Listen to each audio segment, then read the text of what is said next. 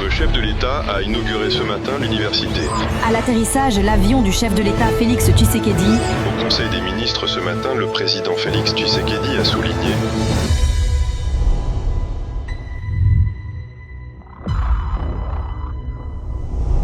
Le mois de décembre 2025, qui s'achève, aura été marqué par la signature de l'accord de paix RDC-Rwanda et la violation de cet accord par le Rwanda et l'AFC M23. L'opinion se souviendra que le président de la République Félix-Antoine Tshisekedi Tshilombo s'est rendu à Washington où il a signé l'accord de paix avec le président du Rwanda sous les bons auspices du président des États-Unis d'Amérique, Donald Trump. À Kinshasa, au pays, l'actualité a été aussi dominée par les discours du président de la République sur l'état de la nation. Le chef de l'État a aussi procédé au lancement d'un projet gigantesque, celui d'extension de la ville de Kinshasa. Madame, Monsieur, bienvenue dans le mois du président de la République. Face à la guerre d'agression imposée par le Rwanda et ses supplétifs de l'AFC M23, le président de la République, Félix-Antoine Tshisekedi Tshilombo, a engagé le pays, la RDC, sur divers fronts, à la fois militaires, avec la montée en puissance de forces armées de la RDC et des sécurités, et diplomatiques. La République démocratique du Congo s'est frayée une place de choix dans les concerts des nations. Le chef de l'État se rend partout où l'on débat des questions liées au développement de la RDC dans un partenariat gagnant-gagnant et à la recherche des voies et moyens d'instaurer la paix durable dans l'Est de la République démocratique du Congo. C'est dans cette optique que le président de la République est arrivé à Washington où il a signé l'accord de paix RDC-Rwanda sous les bons auspices de son homologue des États-Unis d'Amérique, Donald Trump. Après les audiences à la Maison-Blanche, le président des États-Unis avec ses hôtes de la RDC et du Rwanda se sont rendus dans la salle de l'Institut américain de la paix pour apposer leur signature sur l'accord qui doit permettre la restauration de la paix durable au nord et au sud Kivu grâce au retrait des troupes rwandaises et de l'AFC M23 et le rétablissement de l'intégrité territoriale ainsi que la souveraineté de la RDC dans toutes les zones occupées. Outre l'accord de paix avec le Rwanda, la République démocratique du Congo gagne dans son accord de partenariat stratégique avec les États-Unis d'Amérique, plus d'investissements pour développer les mines, l'énergie, les infrastructures et la transformation locale, les soutiens à la modernisation des projets majeurs, les corridors Sakanya-Lobito, le barrage du Grand Inga, l'appui aux réformes de gouvernance et à la lutte contre la corruption ainsi que l'amélioration du climat des affaires. De retour à Kinshasa, le président de la République Félix-Antoine Tshisekedi Tshilombo a présidé une réunion du Conseil des ministres restreint face à l'aggravation de la situation sécuritaire dans l'est du pays avec les attaques et la prise de la ville d'Uvira par l'armée rwandaise. Et cela en violation flagrante de l'accord signé à Washington. Au cours de cette importante réunion, le président de la République a condamné fermement l'offensive militaire rwandaise sur le territoire congolais en violation flagrante des engagements souscrits par le Rwanda dans le cadre de l'accord de paix signé à Washington. Il ressort de cette rencontre que toutes les institutions sont invitées au sens de responsabilité et à la vigilance. Les forces armées maintiennent le niveau d'alerte requis par cette agression et continueront de défendre l'intégrité territoriale de la RDC. La réunion a aussi décidé de la convocation d'une réunion interinstitutionnelle à un conseil supérieur de la défense.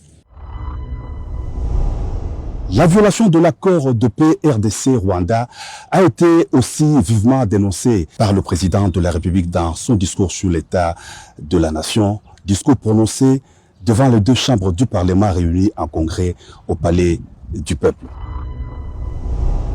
Le chef de l'État a articulé son allocution autour des 6 engagements essentiels de son action, à savoir bâtir la paix et protéger la souveraineté nationale, améliorer le pouvoir d'achat, assainir la gouvernance des ressources minières, accélérer le développement rural et les infrastructures de base, renforcer l'ambition climatique du Congo et consolider la justice, la transparence et la recevabilité publique. Ces engagements se sont traduits en programmes ambitieux, en actions concrètes et en résultats perceptibles.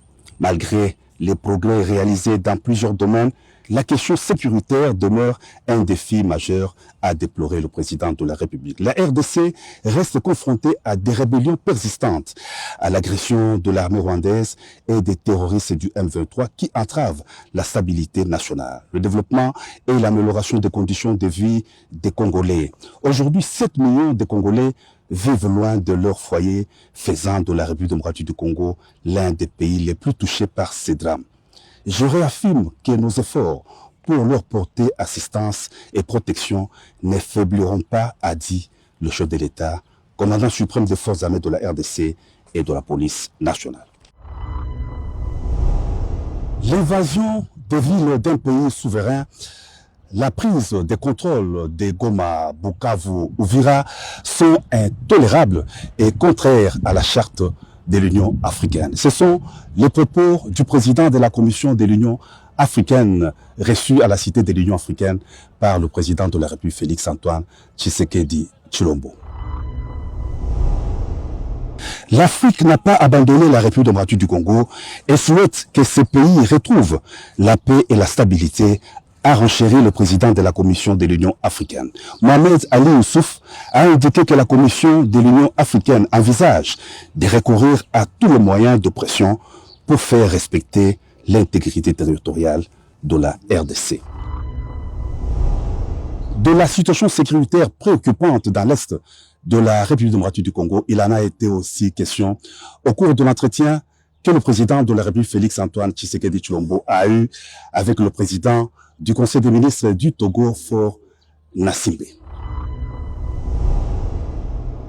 Les deux hautes personnalités ont échangé sur la grave crise sécuritaire dans ces deux provinces de la RDC, dont certaines localités sont occupées par les forces de défense du Rwanda et leurs supplétifs du M23. Le renforcement de la coopération bilatérale entre la RDC et le Togo était aussi au menu de leur discussion. Et puis reçu en audience à la Cité de l'Union africaine par le président de la République Félix-Antoine Tshisekedi Tshilombo, l'ambassadeur d'Espagne en RDC, Maria Carmen, a exprimé toute la solidarité de son pays au peuple congolais face à l'aggravation de la situation humanitaire dans l'est du pays. Madame Carmen a aussi témoigné du soutien de l'Espagne à la souveraineté et l'intégrité territoriale de la RDC, à l'application de la résolution 2773 du Conseil de sécurité des Nations Unies et au respect à la lettre des accords de Washington et des Doha. Le raffermissement des relations bilatérales d'amitié et de coopération dans divers domaines entre la République démocratique du Congo et l'Espagne était aussi au menu des échanges du président de la République avec la diplomate espagnole. Le 16 décembre 2025, au Centre culturel et artistique d'Afrique centrale, le président de la République Félix-Antoine Tshisekedi Tshilombo a procédé au lancement des travaux de la première édition des conférences annuelles du service public. La force de l'État se mesure à la qualité des services rendus aux citoyens, a dit le chef de l'État dans son discours des circonstances avant de réitérer son engagement à améliorer les conditions sociales des agents publics, y compris celles des vaillantes forces armées et de sécurité de la République démocratique du Congo. Ce forum se veut un cadre d'échange et de partage pour faire de l'administration publique un véritable pilier de développement de la RDC. Le projet d'extension de la ville de Kinshasa, c'est une réponse aux besoins urgents d'urbanisation de la capitale. À la cérémonie de lancement des travaux d'extension de la ville de Kinshasa par le président de la République Félix-Antoine Tshisekedi Tshilombo à Menkao dans la commune de Maluku, Le chef de l'État s'est en effet rendu dans la périphérie de la ville de Kinshasa le 22 décembre 2025 pour le lancement des travaux de construction de la cité industrielle sino-congolaise et de la plateforme hospitalière Marthe Kassalo. Deux infrastructures gigantesques dont l'aménagement s'intègre au projet d'extension de la ville de Kinshasa, une initiative stratégique majeure du gouvernement. Le projet de la zone industrielle sino-congolaise porté par China East Africa est une implantation de 1200 usines en 5 ans à raison de 20 usines par parc industriel pour un investissement de 12 milliards de dollars américains. Cet énorme projet va générer 225 000 emplois directs, dont 30 000 emplois des 12 premiers mois dès le démarrage des travaux. Voilà, c'est donc complètement terminé. Il ne me reste plus qu'à vous souhaiter sincèrement mes vœux le meilleur de l'an 2026.